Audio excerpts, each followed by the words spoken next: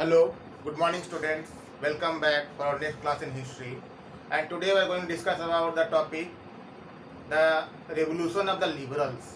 Up to now we have studied about the conservative regime of 1815 and this regime continued in Europe up to 1848. And when the monarchy in the countries become weak due to the romanticism and the ideology of romanticism introduced by Johann Gottfried, then the people of Europe they identified themselves on the basis of culture, language, and they tried to force the monarchy to abolish the feudal system. So who are the liberals? The liberals were those people who wanted that the autocracy should go away and give a place for the liberal, and the people should have the rights to select the government. The liberal had a great debate that the women should not be given the right of mandate, means they were not allowed to vote. So they were the debate, and until and unless up to the year 1948, women were not allowed for voting rights. So women were left aloof. But the liberals they introduced many changes in the society of Europe, which can be described as given below. The liberals opposed the autocratic rule by the monarchy.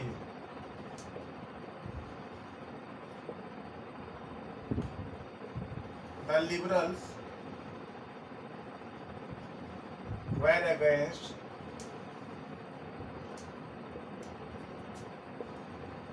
the privileges by birth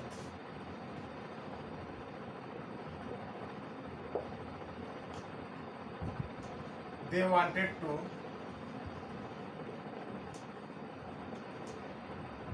abandon the feudal system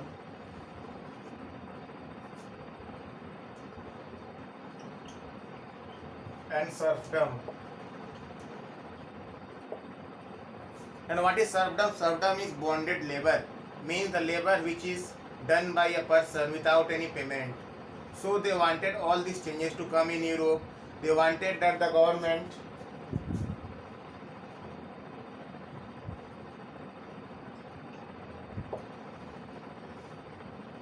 should be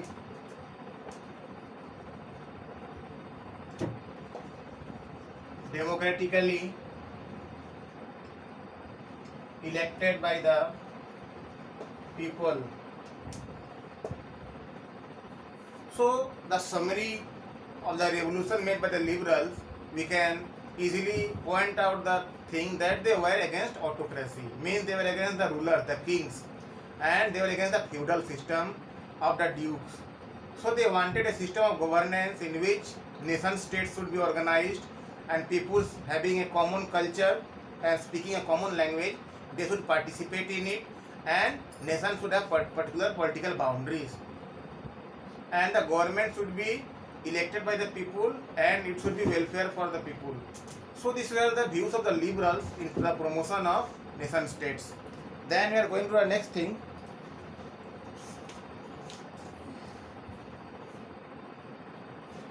After the revolution of the liberals in 1848, we can find that a number of countries in Europe they came in existence. First of all, Germany. Today we know that Germany is a very powerful nation in Europe, but it was not since 150 years back. About 150 years back, there was no existence of a particular Germany. There were small states, and these small states, the people are living, they spoke the German language, and the old name of Germany was Prussia. So Prussia was a kingdom, and it had a number of cantons and duchies, as well as many states in its boundaries and neighborhood. The people were speaking the German language. So the first country to be organized on the basis of language was Germany, and Germany old name was Prussia, and its ruler played an important role in the formation of Germany. Then Otto von Bismarck, the chief minister of Prussia as well as the Prussian army, they played a very important role in the organizing of Germany.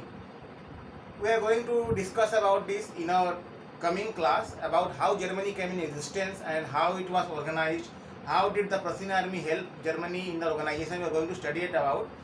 For now, up to the revolution of the liberals, we have studied, and the summary of this is the liberals, they wanted a government that should be democratically elected by the people and it should be for the welfare of the people, and they were against any autocracy and privileges related to birth. So that's all for today. Thank you very much for listening to me. Have a good day.